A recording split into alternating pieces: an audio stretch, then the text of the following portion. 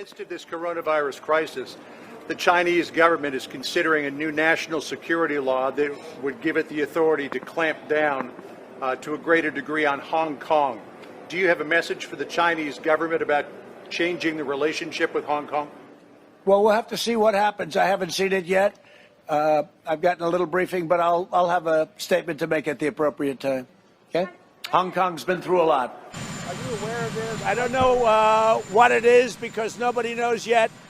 If it happens, we'll address that issue very strongly.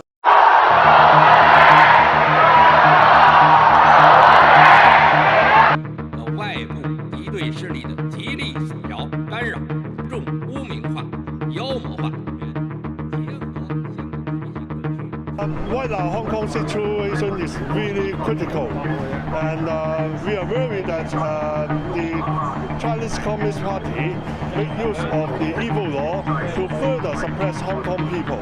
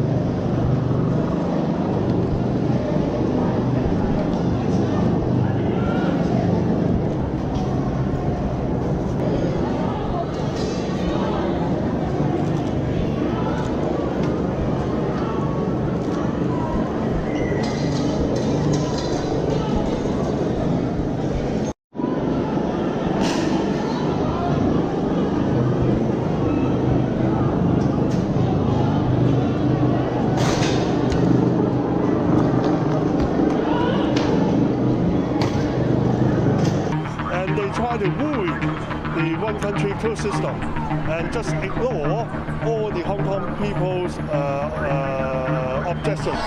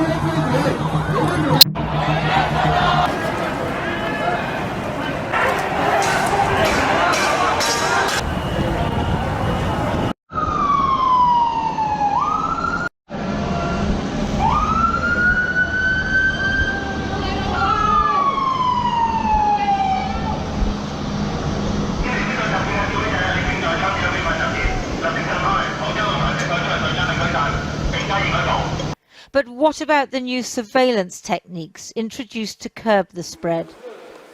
In Hangzhou, to enter a tower block, you need to have your temperature taken and registered. And you must have an app on your phone into which you input your name, temperature, recent travel and ID number. The information generates a color code. In Hangzhou, to go out of the community or to public activities, you need to have a green code. This green, yellow or red code is automatically decided through the system. It uses big data to decide whether you've been to affected districts or come into contact with those people. But what if you're well and get a red code anyway? This man says he's self-isolated while visiting Anhui province near Wuhan and back home in Shanghai. But there's no way to challenge the technology. Our office building here, you need to register. You need to show the code to demonstrate that you're healthy. So when I was red, there was no way I could go to the office and work. I didn't do anything. Then after 2 or 3 days, I looked and suddenly it was green. I don't know why. But I think that although it's not really reasonable, it is still a preventative measure. But few know exactly how their data is being used.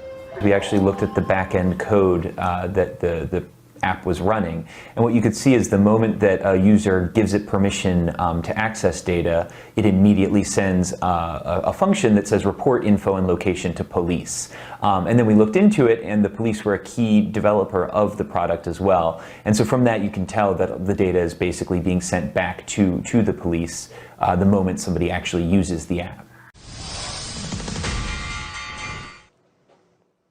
First time, Google and Apple will be shipping their contact tracing software. Just getting off the press call with both Apple and Google, they say that multiple states here in the U.S. have expressed interest, and 22 countries on 5 continents have also expressed interest in using the software as well. And when I pressed them to name these 22 countries, they decline, but they say that they expect more countries to jump on board in the coming weeks. And this starts as the initial phase 1 launch, which means it wants Apple phones to be able to speak to Android phones. Not an easy thing to do. It'll start with exposure notifications. We can bring up the board for you. That'll launch today, and these exposure notifications alert people if they've come in contact with someone that has contracted or tested positive for coronavirus. And Apple and Google stressed on this call that this is meant to augment and support the public health's contact tracing efforts and not to replace them. Also, this comes with more heightened privacy as well, so there will be no location tracking. That was very important. And the public health authorities will decide how these notifications are pushed out and how they're triggered on each other's phones. Now, if we bring up the quote as well, they say that Apple and Google say that our technology is meant to make these apps work better. Each user gets to decide whether or not to opt in to the exposure notifications, and the system does not collect or use location from the device. And if a person is diagnosed with COVID-19, it's up to them whether or not to report that in the public health app. So, you know, we've heard from North Dakota and some other states say that they have expressed interest in using this type of contact tracing software. And they say that we will need more masking, which is what Apple and Google are trying to do because they have been testing this in beta form. So these are more random keys that are generated to make sure that each user isn't just logged onto one key, which means it's more easily traced. And then Bluetooth gets covered as well. But this is phase 1, which is more basic. Phase 2 will be coming in the next few weeks. And this is a lot more complicated because this actually builds this software into the iOS, which is the underlying software that runs your Apple iPhones, and the Android operating system. But Apple and Google say that they are doing all they can right now to make sure that if you opt in, your location, your identity will be hidden. To all the people of Wuhan, you made a great sacrifice to be in this very strict quarantine, and I'm very glad that it succeeded, but I'm sure that the difficulties were very great, and so we're thankful that you made these sacrifices. Being at Ground Zero. This visit to Ground Zero had a solemn feel to it, a healing presence by people of all faiths, led by a shepherd who prayed for peace. Even though I didn't get to shake his hand or, thank him for his prayers, it was, being that close to him was still, it's a feeling I'll never forget. And the Pope prayed by the South Tower reflecting pool and later said it is water that helps us remember the tears of yesterday. Trump on Friday said the U.S. had a head start in developing a COVID-19 vaccine. His statement, however, has been met with some skepticism on social media. They started, actually, I guess you heard in January, early January, and they've been working on it. I know so many, and private companies have been working on it. The government's been working on it. Netizens have called for clarifications to Trump's statement, questioning how vaccine development could have begun 2 months before the outbreak in America. Washington's response to COVID-19 has been a topic of contention across the United States, social media. Many have attributed the slow response to the grim situation in the U.S. I am the chosen one. China's made $500 billion. $500 billion. Ripped it out of the United States. And not only that, if you take a look, intellectual property theft, add that to it, and add a lot of other things to it. So somebody had to do it. I am the chosen one. Somebody had to do it. So I'm taking on China. I'm taking on China on trade. And you know what? We're winning.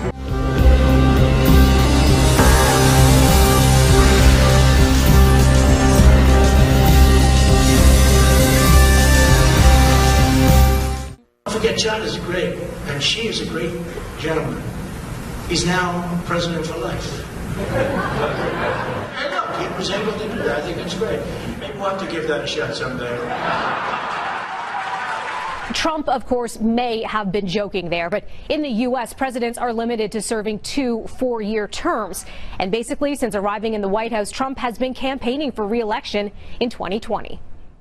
We have before us the opportunity to forge for ourselves and for future generations a new world order, a world where the rule of law, not the law of the jungle, governs the conduct of nations. When we are successful, and we will be, we have a real chance at this new world order, an order in which a credible United Nations can use its peacekeeping role to fulfill the promise and vision of the UN's founders.